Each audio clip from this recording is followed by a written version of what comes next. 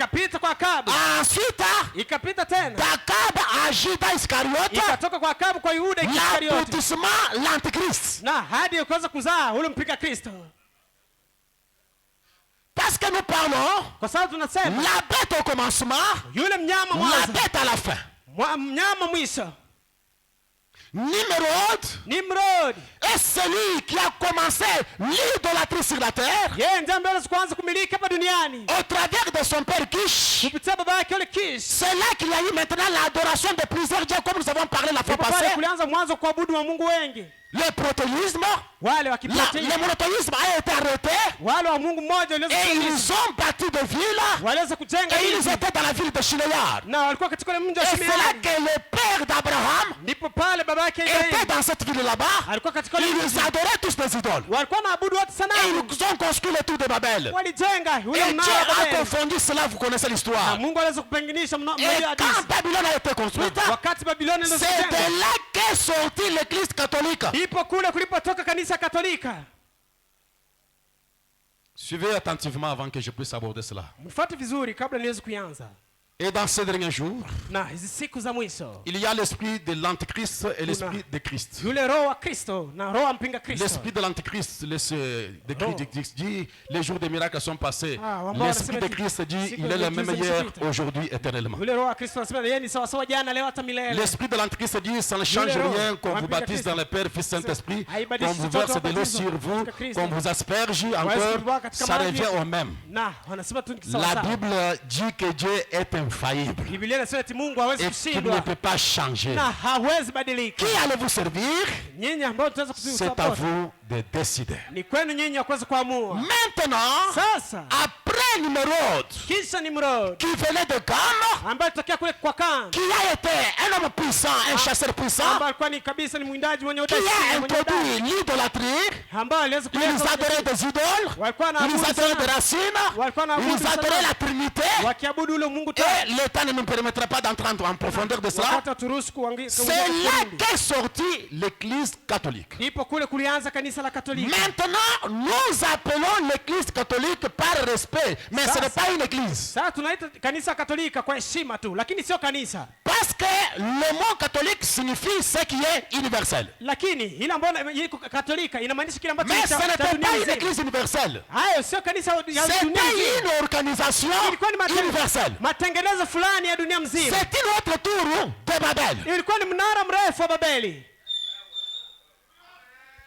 C'est pourquoi vous allez voir l'importance de ce message. Ndio kama mtu ana mafaa ya ujumbe. L'église catholique, comme on le dit là, ce n'est pas une église. Kanisa Katolika sio kanisa kama unavyoita. Mais à cause de quelques âmes qui sont là précieuses devant Dieu, nous appelons l'église. Lakini tuje nafsi fulani ambazo ziko pale tunaita kanisa. Parce qu'il y a des gens sincères là-bas. Ya lakini ila kuna watu wa kweli pale. C'est pourquoi ici nous voyons Ndio kwa maana tunaona Jean se tenant dans l'île de Patmos, yeye Yohana akisimama kwenye dans ces grandes visions qu'il est en train de voir. ndipo pale Il dit, puis j'ai vu monter de la mer une bête anasema eti niliona tena juu ya bahari kuna panda qui nyama. avait 7 têtes et 10 cornes. Alikuwa na vichwa 10 Et na la mapembe bête que sana. j'ai vue était semblable à un léopard. Wale nyama ambayo niliona alikuwa anafanana na Le chui. dragon lui donnait sa puissance Yule nyoka kaza kumpa mamlaka et son trône. na ule kiti chake Une grande autorité. mamlaka makubwa. Quelle est cette bête qui sort de la mer? Ni nyama gani yule ambaye anatoka katika baji?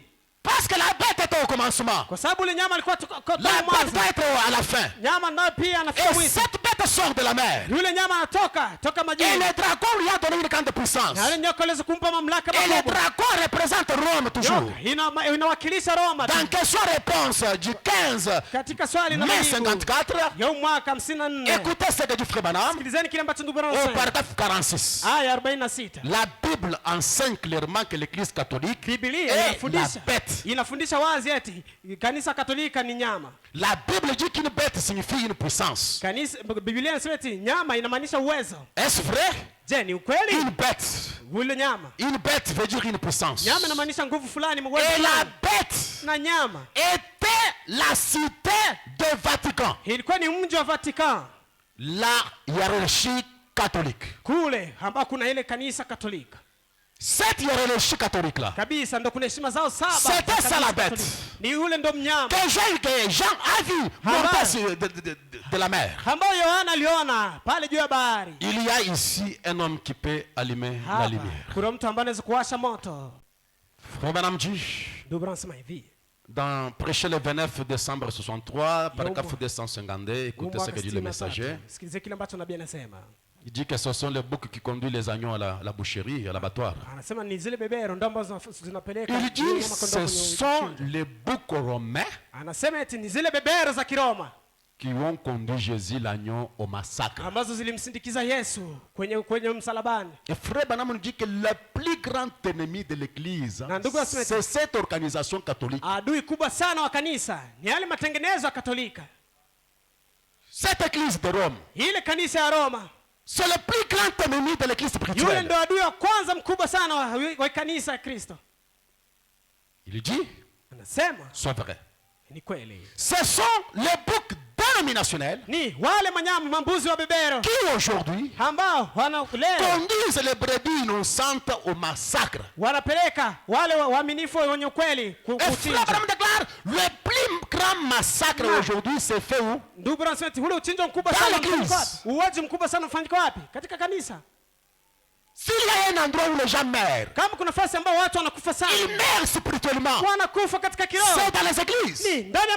C'est pourquoi notre messager, notre prophète nous a dit, il dit que nous ne craignons pas les bombes. Les bombes atomiques, balistiques. C'est que nous craignons les églises. Les églises peuvent faire du mal à mon âme. C'est là où il y a les massacres. Les gens meurent spirituellement. C'est pourquoi faites attention avec les églises. Frère, on déclare que derrière chaque église, il y a un esprit. Il y a des esprits dans des églises. Et c'est le plus grand massacre aujourd'hui. Il dit ceci. Comment ça? Ils conduisent les brebis innocentes au massacre. Ils mettent même leur nom là dans les registres. Et ça n'est. Et Frère Branham dit, c'est ça la marque. Ils mettent leur nom dans l'église, dans le registre de l'église. Ça n'est fini. Je suis catholique. Ça n'est fini. Je suis protestant. Ça n'est. Je suis pentecôtiste. Ça n'est. Je suis wesleyen. Ça n'est. Quand vous mettez votre nom dans le registre d'une église et que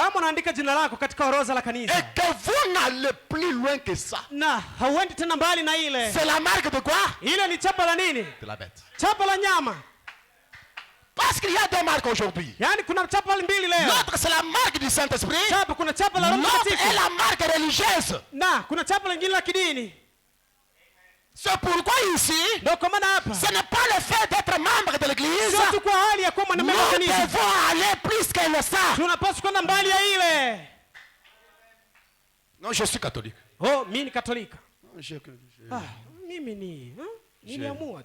vais à l'église. Frère Branham, c'est au nom du Seigneur que je parle. Cela fait longtemps que j'ai gardé cela. C'est vrai, c'est exact.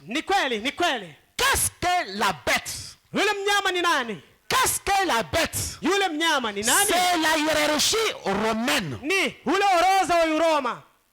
La première organisation.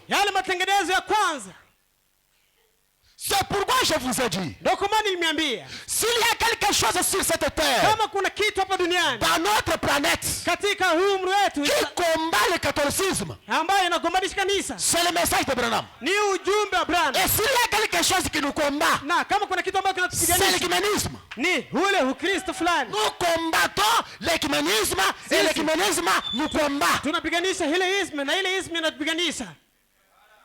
nous avons un message. Sisi tuna ujumbe. Ce n'est pas pour garder les gens religieux. Sio kuchunga watu wa kidini. Pour faire des membres des églises. Sio kufanya wanamemba kanisa. Ça c'est la marque de la bête. Ile ni chapa la mnyama.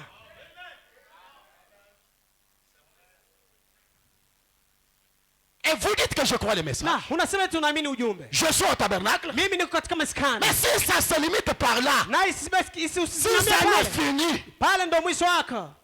Faites attention. Wewe makini sana. Faites attention. Wewe makini sana nakwambia. C'est pourquoi j'ai besoin de vous demander et de me demander ce matin. Donc on napaswa kuniuliza na kujiuliza mwenyewe. Après que nous soyons dans le tabernacle. Kisha kwa katika maskani. Qu'est-ce qui nous est arrivé? Kitu gani kilitufikia? Avant que nous puissions être là. Mbele ya kuwa hapa. Qu'est-ce que nous avons bénéficié dans ce message? Kitu gani tulifaidikia katika ujumbe? Où est-ce que nous sommes partis avec ce message? Wapi tulienda na ujumbe? Béni soit le nom du Seigneur. Jina la Bwana libarikiwe. L'âge de l'église de Thyatire. Uzazi. Prêché en 1960. Mwaka 60.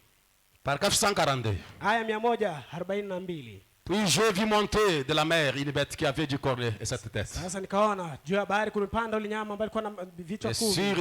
Sur ce corne, na kwenye mapembe yake, diadème, sur cette tête des noms de blasphème. Kulikuwa jina za kufuru. Ce sont les 7 collines. Ni ile milima saba. Nous avons vu tout cela hier. Tuliona yote ile jana. Vous savez. Mnajua. Et la bête que tu vis était semblable à un léopard. Na ule nyama ulioona alikuwa anafanana na chui. Les pieds comme ceux d'un ours et sa queue d'un lion et les dragons. Na kinywa chake kama vile ya simba. Qui étaient les démons roux qui se tenaient devant la femme pour dévorer son enfant. Nous savons que c'est Rome, lui donnant la puissance et son trône et une grande autorité. Et j'ai vu l'une de ses têtes comme blessée à mort. Le paganisme, voyez-vous? Parce que le Rome païen est devenu le Rome papal. Blessé à mort. Le frère Branham dit, il dit ça, le paganisme, voyez-vous, mais sa blessure mortelle fit guérir. Le pape prend sa place, s'unissant avec le christianisme, avec les Nicolaïtes, et toute la terre était dans l'admiration derrière la bête. Le catholicisme s'est répandu dans toutes les nations qui sont sous le ciel. Et je vous déclare que le catholicisme est différent du christianisme. Et le catholicisme a balayé, a été répandu dans le monde entier. Et tous les pays de ce monde sont catholiques aujourd'hui. Ils confessent le christianisme aujourd'hui. Si on vous dit qu'il y a les chrétiens dans des pays musulmans, ce sont des catholiques.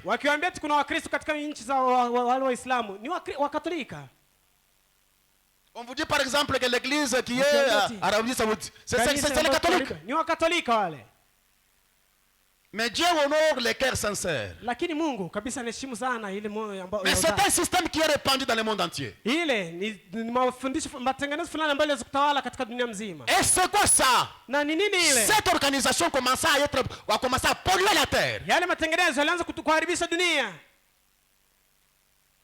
Laisse-moi lire ceci et passer à une autre note ici, et nous allons passer à ce que je dis et nous allons dans la prière. J'aimerais d'abord vous faire voir que le péché a rebondi après le déluge par Cana, plutôt, qui était l'enfant maudit de Noé. Et de là est sorti Babylone, ou Babel, qui a été construit par Nimrod. Nimrod a bâti Babylone. Et de la Babylone est sortie l'église catholique. Cette organisation qui est répandue dans le monde entier, c'est elle qui est appelée la bête, cette hiérarchie romaine. Exposé page 206. Balaam a donc à faire commettre la fornication à Israël. Balaam aliweza kuahidi ule uzinifu kwa Israeli. Savez-vous que la fornication physique, unajua eti ule uzinifu wa kimwili, c'est le même esprit qui se trouve dans l'organisation en matière de religion? Ni ule roho ambao kwa sawa sawa na ile hali ya kiroho. J'ai dit que l'esprit de fornication, nilisema ule roho wa uzinifu, c'est l'esprit d'organisation. Ni roho ya utengenezo. Et tous ceux qui commettent la fornication à leur place dans les temps, ont leur place dans les temps de fait. Voilà ce que Dieu pense de l'organisation. Oui, messieurs. La prostituée et ses filles iront dans les temps de fait. Et cette prostituée, c'est l'église catholique. Qui est placée sur la colline, avec cette colline. Les dénominations ne sont pas de Dieu. Elles ne l'ont jamais été, elles ne le seront jamais. La dénomination, l'organisation, c'est la marque de la bête. C'est pourquoi je vous ai fait voir dans toutes les écritures que vous voyez Frère Branham parler, je vais parler sur la bête au commencement, la bête à la fin. Au début, là, il parle de l'organisation. Avant de parler ça, il parle de l'organisation ou la dénomination. Et Frère Branham déclare les dénominations ne sont pas de Dieu. C'est un mauvais esprit qui sépare le peuple de Dieu avec la hiérarchie d'un côté et le laïc de l'autre. C'est donc un mauvais esprit qui sépare les gens les uns les autres. Voilà ce que font l'organisation et la dénomination. Par l'organisation, elles se séparent de la parole de Dieu et se mettent en état d'adultère spirituel. Ils commettent l'adultère spirituel. Et au commencement, c'était l'adultère physique. À la fin, c'est l'adultère spirituel. Formant des organisations, s'éloignant de la parole. C'est ça l'antichrist. Il essaye de nous cacher la parole. Et la parole est occultée. Il essaye de déprécier le message. Nous éloignant de la lumière de la parole. Que Dieu puisse nous venir au secours. J'ai vu une bête qui montait de la mer. Cette bête-là, c'est cette hiérarchie catholique. Cette grande organisation qui balaye le monde aujourd'hui. Et cela apporte la marque de la bête. C'est un système corrompu. Et catholique a ses enfants. Les enfants des catholiques sont les protestants. Les enfants des protestants sont les pentecôtistes. Tous ce sont des filles de catholiques de la mère prostituée. C'est pourquoi le message dans la fin est venu appeler un peuple à sortir de toutes ces dénominations. Et quand je vous appelle à sortir de la dénomination, où est-ce que je vous amène? Au Branham Tabernacle? Non. Sortez de là, je vous amène où? Au Life Tabernacle? Non. Frère Branham déclare, le Branham Tabernacle est aussi fautif que les autres. Alors ce message nous appelle à sortir de dénomination. Pour aller où? À faire une autre dénomination. Que Dieu nous aide. Ils mettent leur nom dans le registre et ça n'est. C'est la marque de. Je vous demande, regardez-moi mon frère. Tu es avec moi ici, ça fait des temps. À part le fait de venir ici à l'église. Vous êtes allé plus loin que ça?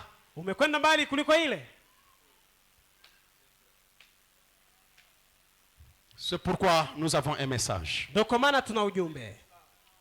La bête à la fin, la bête au commencement. La bête au commencement, la bête à la fin. Il a commencé à travailler en tant qu'antéchrist. Akaanza kutumika kufanya kazi kama vile mpinga Kristo. Il a été faux prophète, il l'a encore.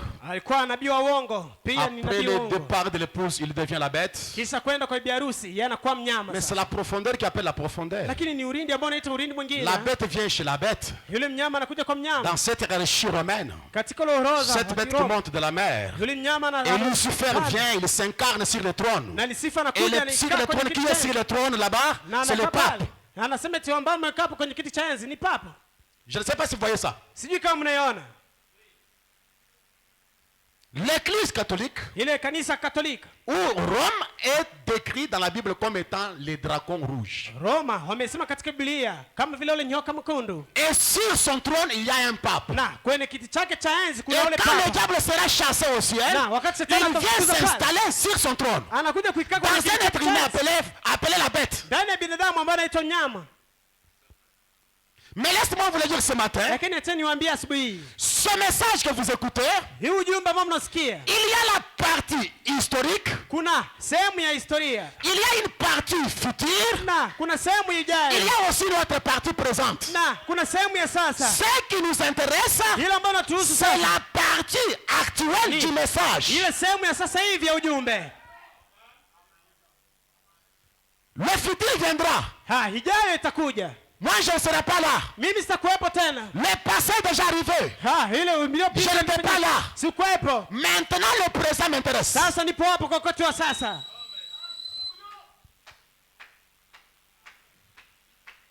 Prenons le troisième saut. Tuchukue ule muhuri wa tatu. Au paragraphe 263. Aya 263.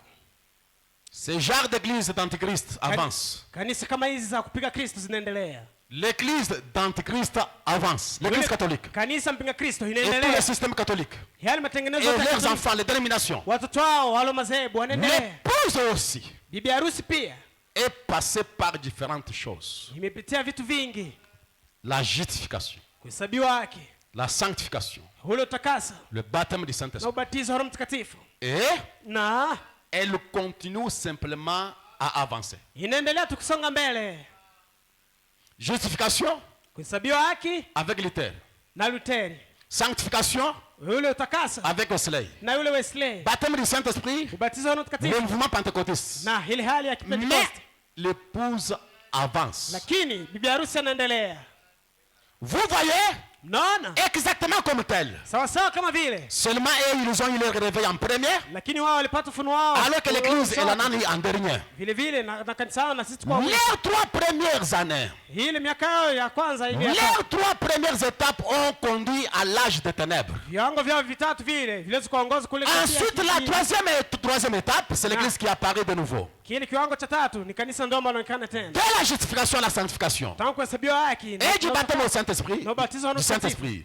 Ubatizo Dieu wa Roho Mtakatifu. incarné, manifesté parmi nous. Mungu ambaye anaonekana kati yetu. Mais voilà qui vient comme antichrist. Sasa mena anakuja tena kama vile mpinga Kristo. Comme faux prophète. Kama vile nabii wa uongo. Ensuite comme la bête. Tena kama vile mnyama. Et puis, Na baadaye on entre dans l'âge des ténèbres. tunaingia katika kile kizazi cha giza. Ici, l'âge des ténèbres, Hapa katika ce kizazi cha n'est giza. pas les 1000 ans de ténèbres. Sio ile miaka elfu ya L'âge giza. des ténèbres ici, Hichi kizazi cha c'est la giza. période de la Ni tribulation. wakati wa mateso makubwa. Suivez attentivement. Munifuate vizuri.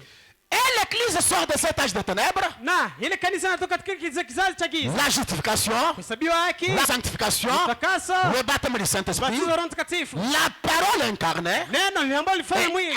ainsi maintenant, Hivi sasa. oui, Ndiyo. il descend, Yeye anashuka. effectivement, Kweli kweli. il descend, Anashuka. l'église monte. Ile kanisa nayo inapanda. Béni soit le nom du Seigneur Jésus. Jina la Bwana libarikiwe. Dans cette ère où nous vivons, Katika hii wakati ambao tunaishi, le message de ce précieux frère William Branham, ujumbe wa ndugu wa thamani William Branham, le message de ce grand prophète, ujumbe wa nabii mkubwa, a pour mission, kazi yao pour que la parole ni ili neno puisse s'incarner dans ses enfants croyants. liwezi kuingia katika watoto wake. C'est ça le but du message. Ile ndo shabaha la ujumbe. Nous nous rassemblons, Tunakusanyika, nous travaillons, tunatumika. nous visons afin que Christ, Shabaha letu ni ili la Kristo, parole, neno soit établie dans le cœur des gens. liwezi kuingia katika moyo wa mtu.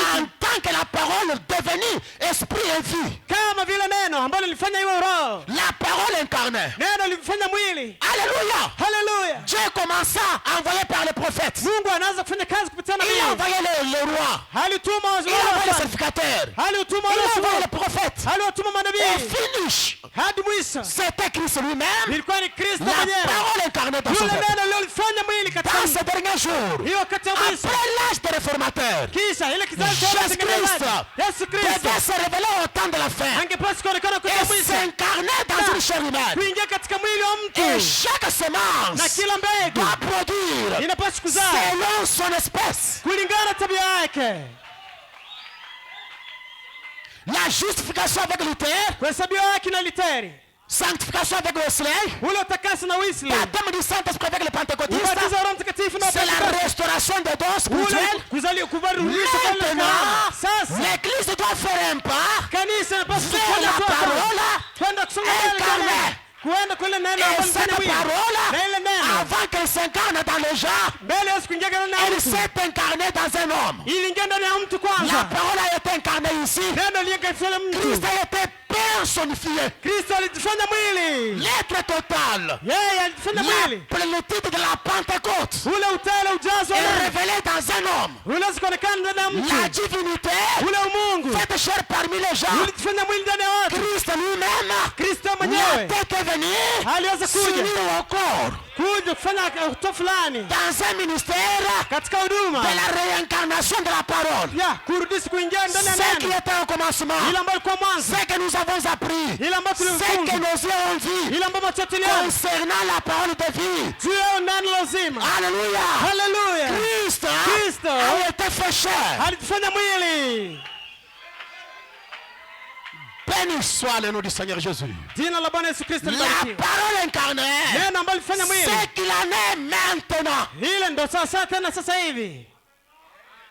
Quatrième saut. Vous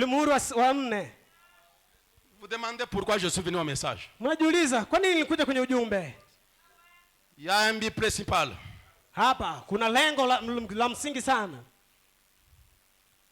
401 première saut plutôt. 401. Ce cavalier sur un cheval blanc était dans le pays pendant tout ce temps.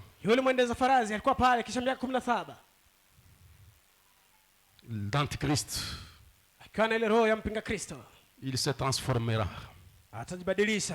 C'est ce qu'il fait. Il devient un faux prophète. Vous voyez d'abord, il a commencé en tant qu'antichrist. L'esprit. Ensuite, il est devenu un faux prophète. Ensuite, plus tard, quand le diable est précipité, il s'incarne alors avec le diable. 3 étapes. D'abord, c'est un démon pour commencer. Un esprit du diable. Ensuite, il devient un faux prophète. Un docteur qui enseigne une fausse doctrine, c'est pape. Ce docteur-là. Et l'étape suivante, il vient en tant que le diable lui-même en personne. Incarné.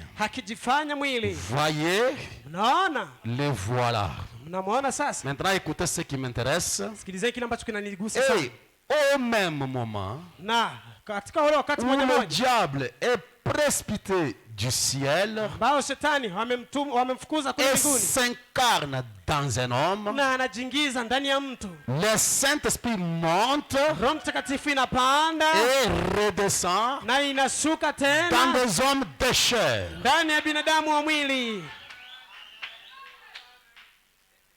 Suivez-moi attentivement. Quand le diable est chassé, précipité du ciel, s'incarne dans un homme. Et vous qui avez suivi mon exposé depuis le début, et ce qui fait que le diable soit chassé du ciel, c'est la montée de l'église vers la gloire. Suivez-moi attentivement. Quand l'église monte, Branham nous a dit à maintes reprises, ça n'arrivera pas maintenant, mais après après notre départ. Après le départ de l'église. Maintenant, regardez quelque chose que je tire dans ce verset. Le Saint-Esprit monte et redescend dans des hommes de chair.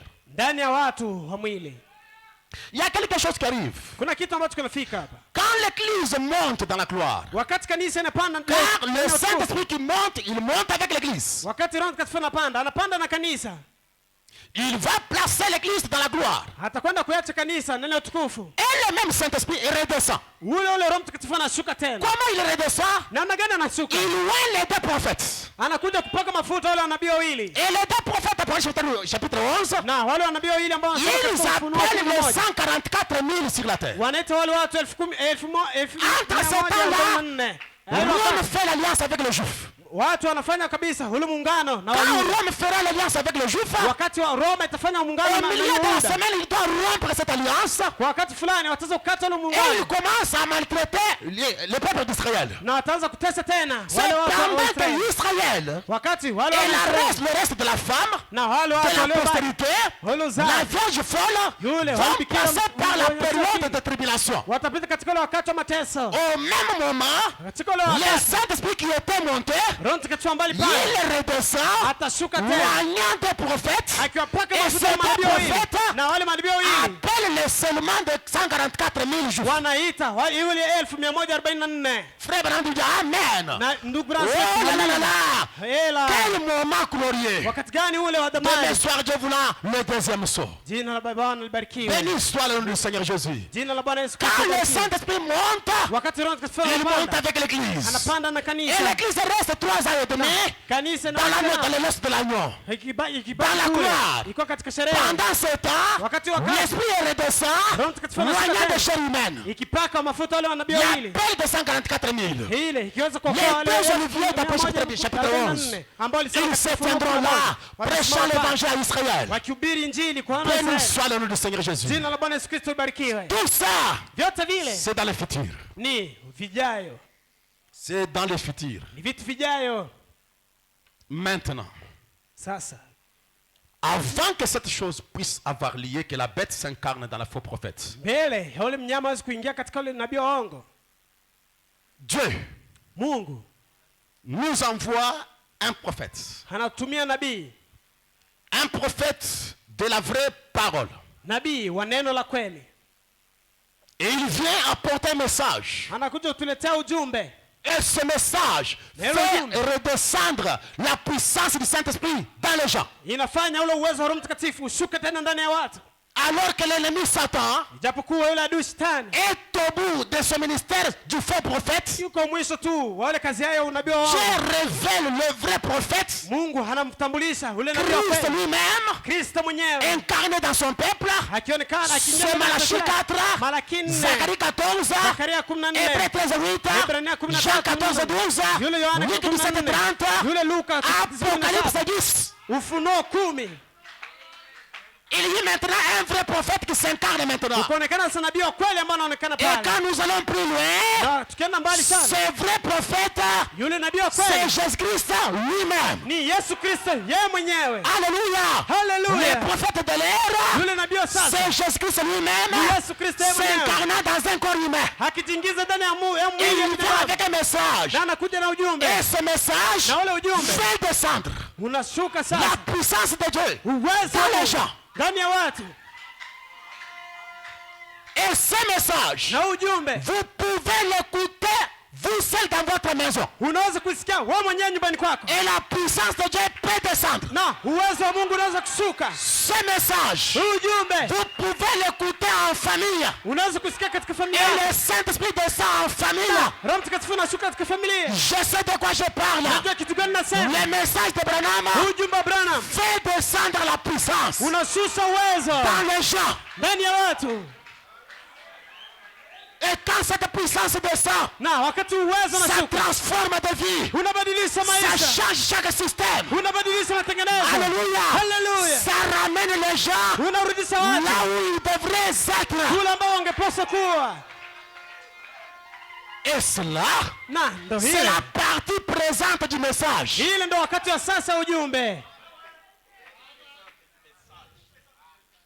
Oui, mes amis. Ndio rafiki zangu. Écoutez ce que dit Frère Branham. Sikilizeni kile ambacho ndugu Branham anasema. Le Dieu, le seul lieu d'adoration que Dieu a pourvu. Sehemu tu moja ambapo Mungu aliandaa ajua kuabudu. Le message a une puissance. Uwezo na ujumbe. Le message. Ujumbe na uwezo. Que ça soit les brochures. Iwe hata kitabu. Vous lisez seulement les brochures. Unasoma tu kitabu hichi. Vous lisez seulement les brochures. Hichi kitabu unakisoma. Na wakati fulani.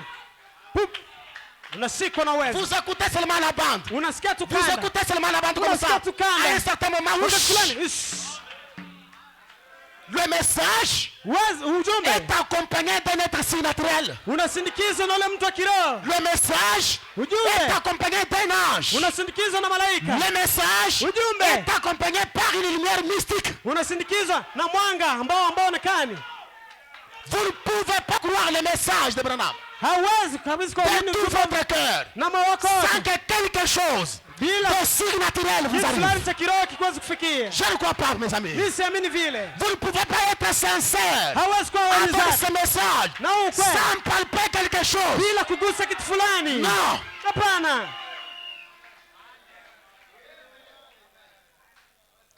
274, le baptême doit vous introduire seulement à la communion avec le peuple.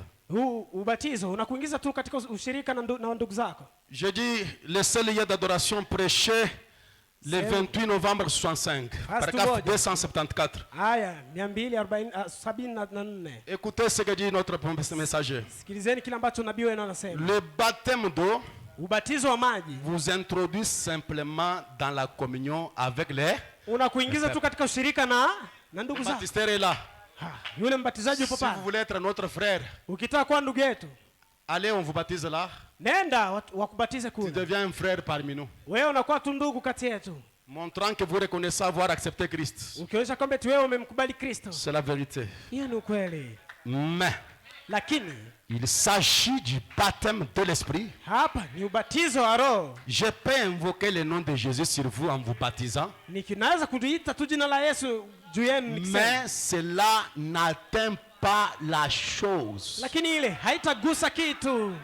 Même si Branham lui-même, hata kama Branham mwenyewe venait ce matin, angeweza kuja asubuhi, et il vous dit, mon frère, anakwambia ndugu yangu, Dieu m'a envoyé seulement pour vous. Mungu alinituma tu juu yako. Je vous baptise au nom de Jésus. Na kubatiza kwa jina la Yesu. Branham lui-même invoque le nom de Jésus. Branham mwenyewe anaita jina la Yesu. Au nom de Jésus-Christ. Kwa jina la Yesu Qui m'a commissionné par un ange. Ambaye nipe kazi. Je baptise ce frère. Nabatiza ndugu. Au nom de Jésus-Christ. Kwa jina la Yesu Kristo. Ça n'atteint pas. Ile haitagusa kile kitu.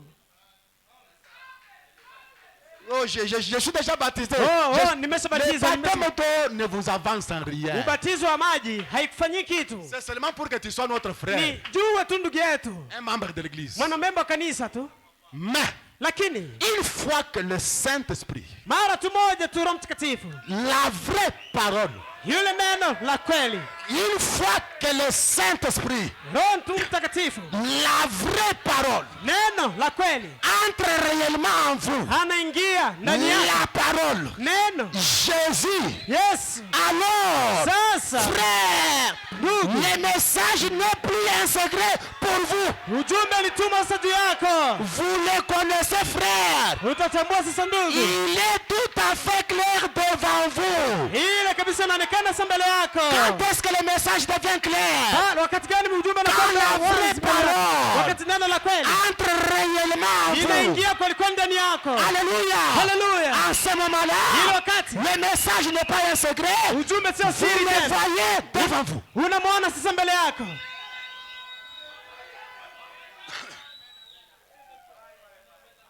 Alléluia. Alléluia. Béni soit le nom du Seigneur Jésus. Jina la Bwana Yesu Kristo libarikiwe. La dislocation du monde. Prêchez le 12 avril 63. Je parle du temps présent de mon ministère. Le temps présent du message. 233. Et regardez les églises aujourd'hui. Regardez les églises aujourd'hui. Vous direz, c'est nous l'église. Chacune d'elles, c'est nous l'église. Catholique dit, c'est nous l'église. l'église. Katolika inasema sisi ndo kanisa. Chez nous l'église. Wakispiringa sisi ndo kanisa. Baptiste, c'est nous l'église. Wakibatisto sisi ndo kanisa. Pentecôte, c'est nous l'église. Wale wakipentekoste sisi Témoins ndo de Jéhovah, kanisa. c'est nous l'église. Wale washuhuda wa Vous les Yehova Branhamistes, sisi ndo c'est nous kanisa. l'église. Sisi wa Kibranham Et sisi ndo frère kanisa. Branham nous précise. Na ndugu Branham Il n'y a anahakikisha qu'une seule église. kuna kanisa tu moja. C'est le corps mystique de Christ. Ni ile roho ya ile mwili wa kiroho wa Quand Kristo. vous y entrez, Wewe ukiingia mle ndani c'est par le baptême du ni Saint-Esprit kupitia ubatizo wa Roho et Mtakatifu. cela change tout votre être. Ile inabadilisha tabia yako yote. Alléluia. Haleluya. Tout votre être, Tabia yako yote, votre corps, mwili wako, votre esprit, roho yako, votre âme, nafsi yako, tout change. yote vinabadilika. Les appétits changent. Yote vinabadilika. La vision Homa change. linabadilika. Les goûts changent. Ile onjo lako linabadilika. Toutes choses changent. Kila kitu kinabadilika. Qu'est-ce qui change? Kitu gani La kinabadilika? vraie parole Neno la qui kweli entre réellement ni ile en vous. inaingia kwa ndani yako. Vous voyez l'argent autrement. Na unaona pesa tena vingine. Vous voyez le mariage autrement. Unaona ndoa vingine tena. Vous voyez les femmes autrement. Unaona wanawake vingine. Vous voyez les hommes autrement. Unaona wanaume Vous tofauti. voyez les villes autrement. Unaona maisha tofauti. J'ai lu une citation hier là. Nilisoma andiko fulani jana. Une sœur, frère Branham est en Suisse. Dada, ndugu Branham alikuwa anahuzunika juu ya kitu fulani. Il a rencontré une sœur remplie du Saint-Esprit. Akakutana na dada fulani ambaye amejazwa na Roho Mtakatifu. Et la sœur s'approcha à frère Branham lui disant, Na yule dada akamkaribia ndugu Branham. Frère Branham. Eti ndugu Branham, j'ai appris que là, aux États-Unis, nilisikia kama eti kule Umarekani les femmes ont la liberté. wanawake wana uhuru. Et frère Branham lui dit, Branham akamwambia, et il dit à frère Branham, akamwambia ndugu Branham, j'aimerais aussi me rendre aux États-Unis. nataka nami niende kule Umarekani. Frère Branham dit, viens ici. Ndugu Branham akamwambia eti njoo hapa. Il commence à lui parler sur la liberté des femmes Akaanza kumwambia juu ya uhuru wa wanawake. et les conséquences de la liberté. Na kabisa hatari ya ule uhuru. La sœur lui dit, Yule dada akamwambia, comme ça, je ne vais pas encore aux États-Unis. hivi siwezi tena kwenda Umarekani. Maintenant, Sasa si toi tu avais cette occasion d'aller aux États-Unis, wewe ungekuwa tu na ile bahati ya kwenda Umarekani. parce qu'au-dessus, là, frère Branham déclare que les États-Unis, c'est le siège de Satan. Kwa sababu ndugu Branham sana kule juu eti Umarekani Je ne vous empêche pas d'y ndio aller. makao ya shetani. J'ai causé avec un bien-aimé Nilikuwa frère naongea na ndugu ici. fulani alikuwa anasema Il a ce projet-là. yeye ana ule mpango. Alors, je lui ai donné quelques conseils. Nilimshauri tu kidogo. Je lui ai donné que tous ces Africains ici, Nilimwambia eti unaona hao wote wa Afrika Bobambani, faveur nyoye, moi Africain, munu shala mtu bantu onso baya États-Unis. Bonsoir baya, bonsoir baya. hapa tu walete tu waambie tu watu waende Tous nos Umarekani kwa sœurs ici, bure. nos sœurs ici. Wadada wote hapa Ils ndugu veulent aller zetu aux wote États-Unis. watakwenda Umarekani vya Le bure. Branham déclare c'est le siège de Satan. Lakini ndugu Branham seti pale ndo makao ya shetani. Ce qui m'a intéressé, Kila ambacho kilinigusa quand frère sana Branham explique wakati ndugu Branham anaeleza l'immoralité des femmes, yule ukosa la adabu kwa liberté des wanawake. femmes, la Uhuru sœur wa dit wanawake. alors je n'y Yule vais pas dada encore. akasema siwezi tena Je kwenda. me suis demandé est-ce que je peux avoir quelques sœurs qui peuvent dire je ne vais pas encore. Je, mimi naweza kupata madada kama wale ambao naweza kusema vile? Je ne pense pas. Mimi sidhani kabisa. Béni soit le nom du Seigneur. Jina la Bwana libarikiwe. Tout votre être change. Uwepo wako wote unabadilika. Nature change. Tabia inabadilika. L'esprit change. Roho Vos inabadilika. pensées sont changées. Wazo yako yanabadilika. Habitudes changées. Tabia zinabadilika. Tout change. Vyote Votre vinabadilika. langage change. Hata maongezi yanabadilika. Quand la vraie parole Wakati neno la kweli entre en vos règlements. linaingia ndani yako kwa kweli. Alléluia. Haleluya. Et cela, Na ndo ile. c'est par le trichement du message du temps de la fin. Na ile ni kupitia tu huu ujumbe wa wakati wa mwisho. Oh, laisse-moi relire cela, mes amis. Acheni isome ile ndugu zangu. Première source 398. Muhuri wa kwanza ukurasa Et nous allons dans la prière. 68 na tunaingia katika maombi. Remarquez, Angalieni en même temps que ceci se produise, wakati ule se moja poursuit, moja hivi vinafanyika. ou plutôt, Hao avant que ça ait lieu sur la terre, vile vitu mbele vifanyike hapa duniani. avant que la bête soit sur la terre, Mbele ya ule mnyama afike hapa duniani. Dieu Mungu a promis. haliahidi Au milieu de tous ces méli-mélos, kati hiyo maongezi yote cette dénomination, hali madhehebu c'est nous l'église. Si, Témoins ndo de Jéhovah, kanisa. c'est nous l'église. Le washuhuda baptiste, c'est Yehova nous sisi ndo l'église. kanisa, Wesley, c'est nous wale l'église. sisi ndo kanisa. Au milieu de tous ces méli-mélos, Kati ya wale maongezi yote cette dénomination hali madhehebu qui suscite sur Ambayo. qui discute sur leur divergence de credo, wanaongea juu yale mafundisho yao. Dieu a promis Mungu aliahidi de nous envoyer un vrai Haliahidi. prophète de la parole, de la vraie parole, avec un message. Dieu a promis de nous envoyer un vrai prophète de la vraie parole avec un message. Qui croit que Dieu l'a déjà envoyé? Je crois aussi ça.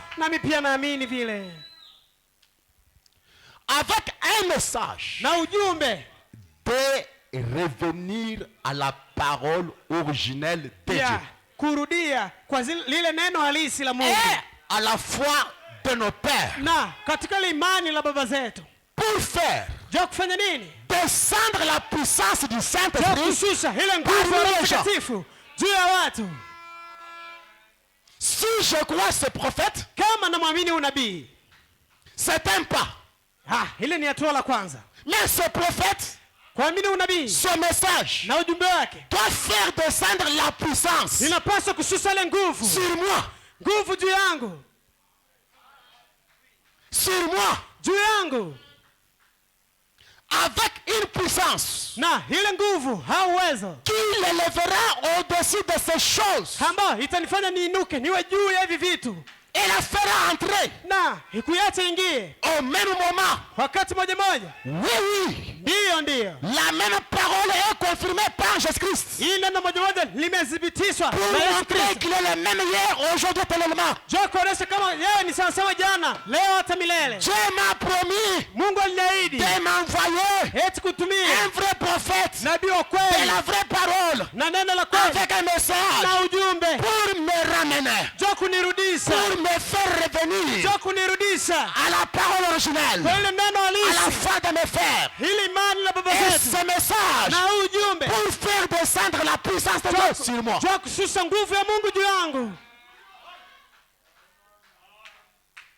Je peux m'en souvenir. Je peux m'en souvenir, mes amis. De temps en temps, je peux m'en souvenir. Alléluia. Et je crois ce matin que cette parole est déjà faite chair en moi. Je le crois. Je sais de quoi je parle. J'étais sur une montagne. Ici à Kipouché ici. Je lisais une brochure de Branham. Prêché en 59. Je pensais peut-être montre-moi le Père. Je ne sais pas quoi. Pendant que je lisais le message, à un certain moment, quelque chose s'est emparé de moi. J'ai jeté la brochure. J'ai commencé à crier: oh Dieu, emporte mon âme, emporte mon âme. Et cette chose-là s'est passée après un moment. Je commence à méditer. Je me demande, moi qui lis une brochure, après ces années ici, quelque chose de pareil m'arrive ici dans la brousse. Mais ceux qui étaient là quand Branham prêchait ce message, ils étaient dans quelle ambiance?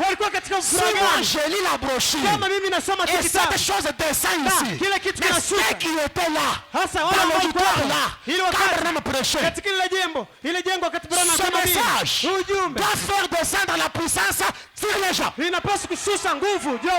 je crois ce matin, si vous êtes sincère, si vous êtes honnête et que vous dites à Dieu, j'ai écrit ce prophète, mais où est la puissance?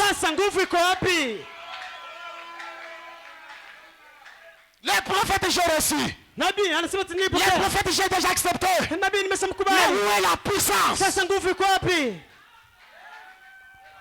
Frère Branham de gloire, nous avons déjà lu ça, mes amis. Nous devons travailler sur certaines choses. Non pas seulement lire et passer pour faire des exposés non plus mes frères. Exposé des âges, page 379. J'aimerais que les croyants lisent encore ça ce matin. Page 379. Résumé de 7 âges de l'église. Mais la vraie semence, alors, il lui arrivera exactement ce que nous avons itaifikia kweli kweli kila ambacho tuli. Prenons d'abord ce que nous venons de dire là. Tuchukue kila ambacho tunataka kusema sasa. Dieu enverra un prophète de la vraie. Mungu anamtuma nabii na avec un message qui ramènera la puissance sur les gens, qui fera descendre la puissance sur les gens. La vraie semence alors, il lui arrivera exactement ce que nous avons dit. Le peuple de Dieu est préparé par la parole de vérité transmise par les messagers pour cet âge. Si ce peuple est là, qu'ils disent Amen, Amen et Amen. Le peuple de Dieu est préparé. Je suis préparé par la parole de vérité transmise à cet homme. Ce qui me prépare, c'est la parole de vérité transmise à cet homme. Frère Branham de gloire, cette parole, elle renferme la plénitude de la Pentecôte. Cette parole, ce message, renferme la plénitude de la Pentecôte. Est-ce que tu peux dire Amen? Est-ce que tu peux dire je crois? Est-ce que tu peux dire que je désire ça? Car l'Esprit ramènera les gens exactement où ils étaient au commencement. Et mon prophète déclare, c'est ainsi dit le Seigneur. Alléluia. L'Esprit de Dieu ramènera les gens comme ils étaient au commencement. Alléluia. Aujourd'hui, mes amis, c'est un privilège. Ce message, c'est la plénitude de la Pentecôte. Et la vraie Pentecôte, c'est le trône de Dieu dans un cœur humain. La vraie Pentecôte, c'est la nature de Dieu dans l'âme. Et le trône de Dieu dans votre cœur. La vraie Pentecôte, c'est l'incarnation de l'être suprême de Jésus-Christ dans un cœur humain. Alléluia. La vraie Pentecôte, c'est la multiplication de la semence qui a été promise à la femme. La semence de la femme doit se multiplier. Cette semence-là, c'est Jésus-Christ, la parole. C'est ainsi dit. C'est ainsi dit. Si je crois le message, je dois être ramené au commencement.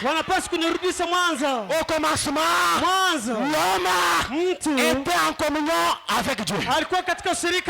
Au commencement, l'homme déplaçait les montagnes. Au commencement, l'homme incarnait la lumière. Au commencement, l'homme était mystique. Au commencement, l'homme dominait. Et Branham déclare, vous êtes le maître de toutes circonstances. C'est ce que je dois être aujourd'hui. Je ne dois pas être dominé, mais moi je dois dominer. Alléluia. Au commencement, l'autorité et le pouvoir ont été conférés à Adam. Je crois ça ce matin. Que vous comprenez ou pas, vous êtes censé être ramené au commencement. Et frère Branham nous a dit, quand vous êtes converti, quelque chose descend dans votre cœur comme un petit bouton blanc. Cette chose-là, c'est Dieu. Si vous vous soumettez à cet esprit, cela vous ramènera comme dans le jardin. Ça c'est la partie actuelle du message. Si je me soumets à la parole à moi, parole incarnée, je peux rentrer dans l'état où j'étais.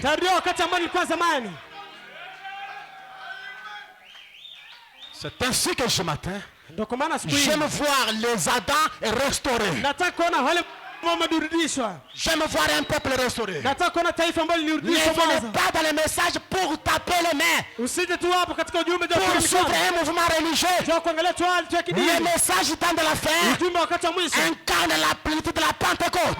Les messages temps de la fin fait descendre la puissance. Les messages temps de la fin vous met en communion avec Dieu. Alléluia. Alléluia.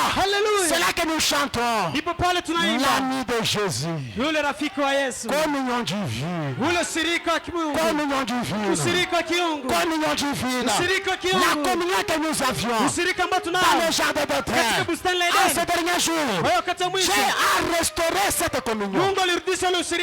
Vous verrez un homme qui guérit les hommes, même guérit les animaux. Au temps de la fin, un Adam est restauré sur la terre. La mort au possum est allé recevoir sa guérison. Alléluia.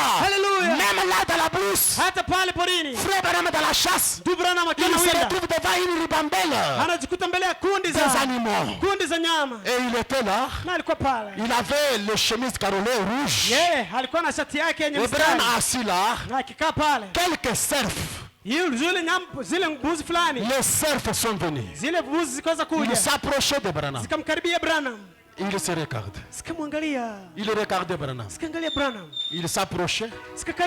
Branham assis. Les cerfs viennent. Branham déclare la chemise rouge que je portais. Les cerfs créent la couleur rouge. Tout animal crée la couleur rouge. Mais ces cerfs sont venus. Ils se sont approchés. J'avais ma main tendue comme ça. Ils étaient prêts à lécher mes mains. Il regarde dans mes mains. Puis il se regarde. Puis il se regarde. Parti. Il part. C'est ça le message. C'est ça le message. C'est une communion entre toi et Dieu. Et quand vous entrez dans cette communion, vous êtes censés être en communion les uns les autres. Alléluia. Alléluia. Mon ami chrétien, le message du temps de la fin a un mystère. Soit de vous restaurer, soit de vous ramener, soit de vous changer, soit de vous récollecter. Alléluia. Ce matin, si tu crois ça, que c'est ainsi dit le Seigneur, j'aimerais ce matin quelqu'un qui peut défier. C'est ainsi dit le Seigneur. L'Esprit de Dieu ramènera les gens comme ils étaient au commencement. Si toi tu n'es pas là, si moi je ne suis pas là, je dirais merci Seigneur. Tu m'as envoyé William Branham. Tu m'as envoyé le message. Maintenant, ramène-moi comme j'étais au commencement. Mettons-nous debout mes amis. C'est ça la partie actuelle du message. Oui, la bête viendra s'incarner dans le futur. Il était l'antéchrist dans le passé. Maintenant, la parole incarnée, c'est ce qu'il en est de la vraie église. Frère Branham dit, péché c'est manquer le but. Péché c'est manquer le but. Si vous n'atteignez pas le but pour lequel le message est apporté, vous sortirez comme un pécheur dans le tabernacle. Ami de Jésus, communion divine. Pendant que nous avons nos têtes inclinées, je vous demande, mon frère, ma soeur, le prophète vous avez déjà accepté. Mais où est la puissance qui accompagne le prophète? Je vous demande, mon frère, le message vous avez déjà accepté, mais le message vous ramène dans l'Éden. Est-ce que vous êtes là, mon frère, ma soeur?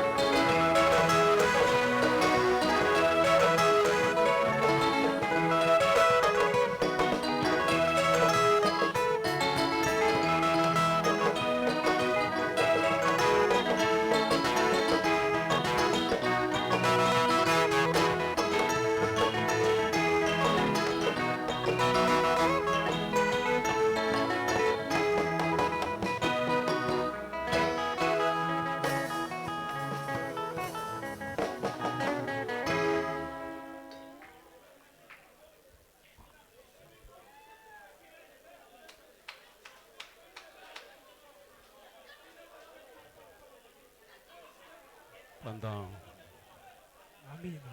que je vous demanderai de rester là où vous êtes.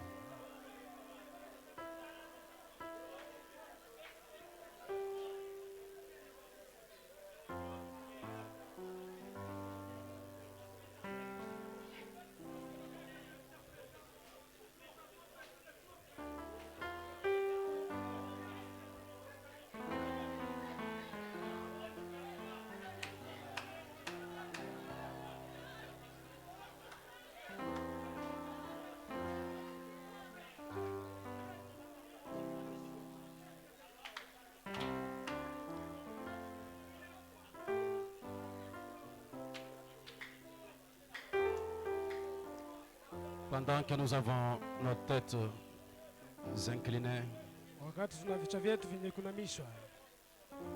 nous allons rester calmes et calmement, tout en réfléchissant. Le prophète, j'écris. Le prophète, j'écris.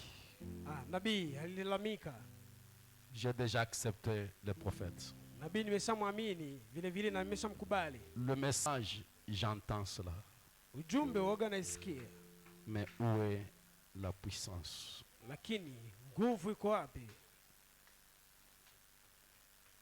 Nous sommes devant un défi à relever.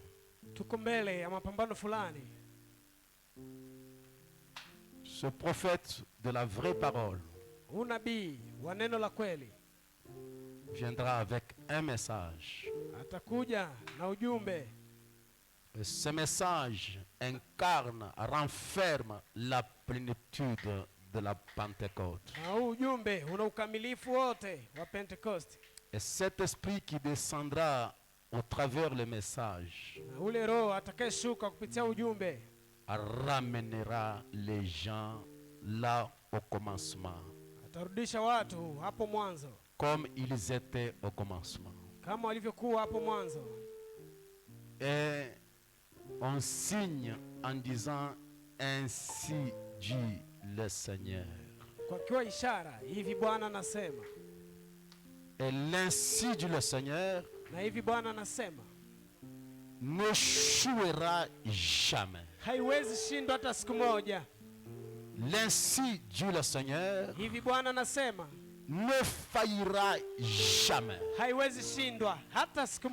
Si tu n'as pas encore expérimenté ce que je dis, prenez cette déclaration. Allez dans votre chambre à coucher. Allez à la montagne.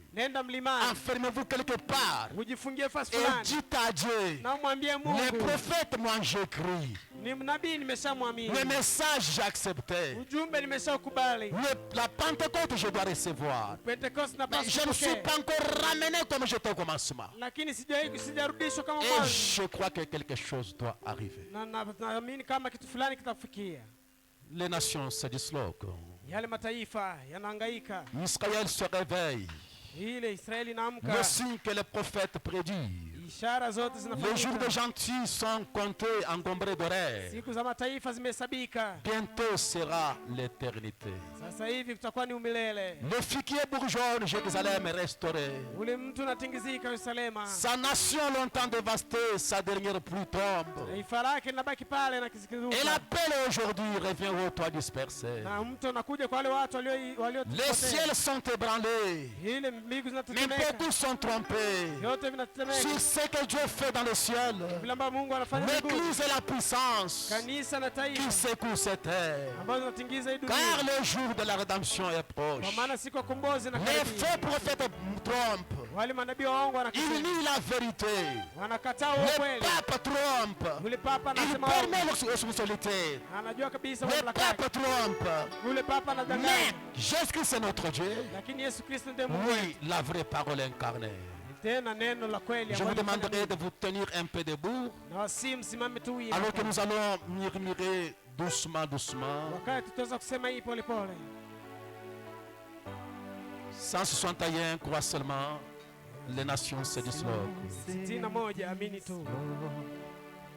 Israël se réveille, et signe que les prophètes prédisent. Les jours des gentils sont comptés, encombrés d'horreur, bientôt sera l'éternité. Les jours de la rédemption est proche, les cœurs des anciens et peur. Alléluia, sois rempli de l'Esprit, dans la pleine éclair, regarde ta rédemption est proche.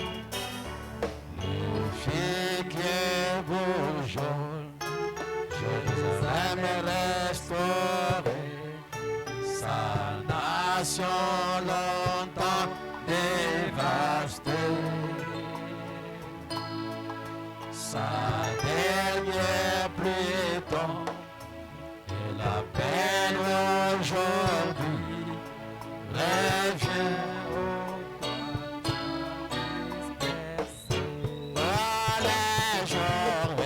le jour de la rédemption est proche, et que les hommes sont effrayés. Ma sœur, sois remplie de l'Esprit, dans la paix d'éclair, regarde ta rédemption est proche. Oh, les ciels ébranlés, pour son trône, c'est que Dieu fait dans le ciel d'Arizona, la parole est venue. L'Église est la puissance qui secoue cette heure, les jours de la rédemption est proche. Le jour de la rédemption est proche. Les cœurs des hommes sont effrayés. Mon frère, sois rempli de l'Esprit. Oh, ta lampe pleine éclair, regarde ta rédemption est proche. Les faux prophètes mentent, et la vérité, que Jésus-Christ est notre Dieu. Que cette génération, la révélation, nous suivons les pas des apôtres. Oh, les jours de la rédemption approchent. Les cœurs des hommes sont effrayés. Oh, mon frère, sois rempli de l'Esprit. Oh, ta lampe pleine éclair, regarde ta rédemption.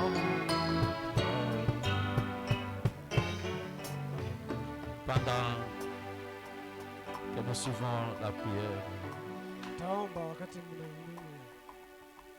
Révérend Joseph Mponga peut s'avancer pour offrir un mot de prière pour nous. Ndugu Yusufu anaweza karibia kusudi aweze kutuombea.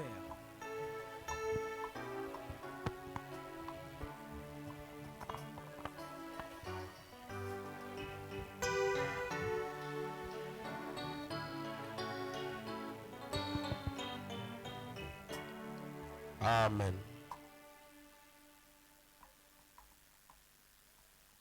Essayez de tenir la main de ton frère, la main de ta sœur à côté de vous.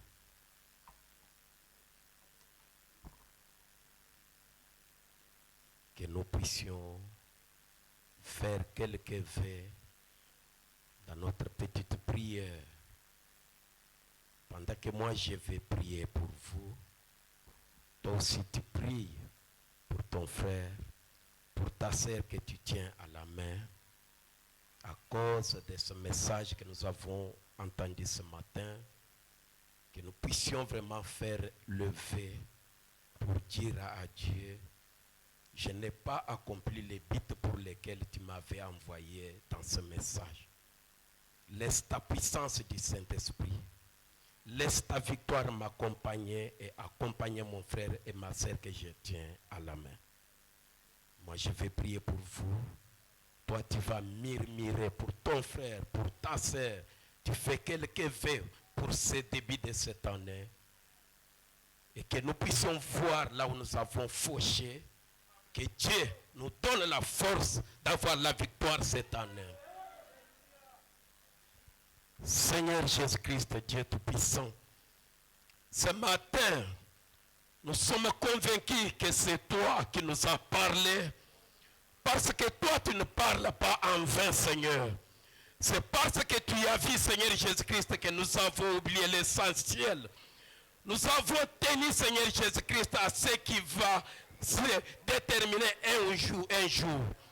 Oh Dieu Tout-Puissant, maintenant que nous entrons ce début de cette année, Seigneur, laisse, Seigneur Jésus-Christ, ta puissance du Saint-Esprit, ta victoire, ton onction, tes prodiges et tes miracles nous accompagner, Seigneur Jésus-Christ, pour que le but pour lequel tu as envoyé ce message s'accomplisse sur la vie de chaque personne, dans les hommes et dans les femmes. Oh Jésus, nous te remercions, notre Dieu, notre roi. Ce matin, Seigneur, tu as parlé pour que nous puissions retourner dans le but pour lequel tu nous avais envoyés. C'est pourquoi Jésus-Christ, toi le Dieu des promesses infaillibles, toi le Dieu de Malachie 4, toi le Dieu de Jean 14, 12, toi le Dieu de Marc 16, toi le Dieu de William Branham, mon prophète. Ce matin, Seigneur, nous faisons les faits. Nous croyons, Seigneur Jésus-Christ, que l'année qui vient de passer, nous ne t'avons pas bien servi, Seigneur. Mais nous te promettons, Seigneur, que cette année, que ta puissance du Saint-Esprit, que tes prodiges et tes miracles nous accompagnent. Que notre foi soit restaurée, que notre vie soit restaurée, que notre comportement soit restauré, que notre manière de marcher change. Mon Dieu, mon roi, là où nous avons fauché, pardonne-nous, Seigneur. Là où nous avons mal agi, pardonne chacun de nous. Nous nous tenons, Seigneur, la main dans la main. Nous croyons, Seigneur, que ta main forte doit soutenir chacun de nous. Mon Dieu, mon roi, fais-nous retourner au commencement. Fais-nous retourner là où il y avait la puissance du Saint-Esprit. Retourne-nous, Seigneur, là où il y avait des prodiges et des miracles. Mon Dieu, mon roi, fais-nous retourner là où il y avait l'abondante bénédiction physique, matérielle, spirituelle. Mon Dieu, mon roi, retourne-nous, Seigneur, dans notre pays. Oh Jésus, je recommande chacun de notre main. Je te remercie, mon Dieu, mon roi, pour cette parole puissante que tu nous as parlé ce matin. Mon Dieu, mon roi, cette parole qui change, cette parole qui transforme, cette parole qui bénit, cette parole qui élève, cette parole qui baptise du véritable Saint-Esprit. Oh Jésus, fais quelque chose pour chaque homme, pour chaque femme, pour chaque jeune garçon et jeune fille, même pour les bébés, Seigneur. Laisse nos vies être changées. Laisse notre manière de voir être changée. Taille-nous, Seigneur. Façonne-nous, Seigneur. Fais-nous, Seigneur Jésus-Christ, à ton image parfaite. Oh Jésus, parce que ce monde attend avec leur cœur qui brille, attendant la manifestation de tes fils, de tes filles. Le Seigneur Jésus-Christ, ta puissance du Saint-Esprit se manifester dans notre vie, que les prodiges, les miracles, des bénédictions, des délivrances totales puissent se manifester au milieu de ton peuple. Mon Dieu, mon roi, bénis ton serviteur, le pasteur Jim, le micro que tu as tellement agité, que tu as tellement agité pour que nous soyons nourris ce matin. Bénis son ministère. Bénis son église, Life Tabernacle. Bénis sa chère épouse et ses enfants. Oh Dieu, bénis ce ministère puissant que tu as placé dans cette église pour la bénédiction, pour la délivrance, pour la prospérité de ce peuple. Mon Dieu, mon roi, je remets chaque chose entre tes mains, Seigneur. Nous croyons, Seigneur Jésus-Christ, nous venons de faire le feu. Laisse maintenant, Seigneur, la grande puissance du Saint-Esprit nous accompagner. Laisse maintenant, Seigneur, les prodiges et les miracles nous accompagner. Laisse maintenant, mon roi, le Saint-Esprit véritable siéger en nous, Seigneur, pour que nous puissions te refléter, pour que nous puissions te montrer au monde. Mon Dieu, mon roi, tes enfants sont venus ce matin. Ils ont des problèmes, ils ont des maladies, ils ont des soucis. Mon Dieu, mon roi, qu'un homme de ce monde ne peut pas résoudre. Mais laisse, Seigneur Jésus-Christ, ta présence qui est déjà présente dans cette salle, consoler chacun de nous, bénir chacun de nous, délivrer chacun de nous, guérir celui qui était malade. Oh Dieu, laisse les boiteux marcher, laisse les muets parler, laisse les aveugles recouvrir leurs yeux, laisse la grande bénédiction matérielle, physique et financière parmi ton peuple. Nous voulons entendre des témoignages que tu as fait de grandes choses avec Life Tabernacle. Dieu mon roi, je remets toi entre tes mains, Seigneur, que cette église puisse, Seigneur Jésus-Christ, être couverte par la puissance du Saint-Esprit, que cette église soit vraiment bénie d'une bénédiction matérielle, physique et financière, que cette église prospère, que cette église soit une flamme dans cette ville, que cette église soit une lumière pour éclairer cette ville, Seigneur. Mon Dieu, mon roi, laisse ta grande colonne de feu, la puissance du Saint-Esprit, conduire cette église pour l'amener à la perfection. Mon Dieu, mon roi, nous croyons, Seigneur, que tu es le Dieu qui exauce les prières. Exauce-nous, au Père. Ceux qui étaient des pécheurs soient sauvés maintenant. Ceux qui n'avaient pas le baptême du Saint-Esprit les reçoivent maintenant. Au nom de Jésus-Christ. Ceux qui étaient venus malades et retournent guéris. Au nom de Jésus-Christ. Ceux qui avaient des problèmes, qu'ils trouvent la solution. Mon Dieu, mon roi, s'il y a une personne dans la prison, que tu sois capable de les libérer comme tu as fait pour Pierre. Tu es le même hier, aujourd'hui, pour toujours. Tu ne changes pas, Seigneur. Tu es un Dieu puissant. Tu es le grand Elohim, le fort. Tu es le puissant conquérant. Tu es l'alpha. Tu es l'oméga. Tu es le grand El Shaddai. Tu es Jéhovah Jireh. Tu es Jéhovah Nissi. Tu es Jéhovah Sabaoth. Tu es le prince de la paix. Tu es Jéhovah Jireh. Oh Dieu, réponds aux prières de tes enfants. Donne la solution. Laisse que cette église soit comme les flambeaux dans cette contrée. Que les témoignages de cette église puissent aller partout, Seigneur. Si les gens veulent voir, quand Dieu va œuvrer, qu'ils viennent voir ce Dieu-là œuvrer dans cette église. Bénis cette église. Bénis son pasteur. Bénis au Seigneur Jésus-Christ. Les administrateurs et tout. Pour la gloire de ton nom. Nous croyons que tu as répondu à nos prières quand nous te prions ainsi avec la foi. Au nom de Jésus-Christ, nous te prions ainsi. Amen. Et recevez votre bénédiction au nom de Jésus-Christ.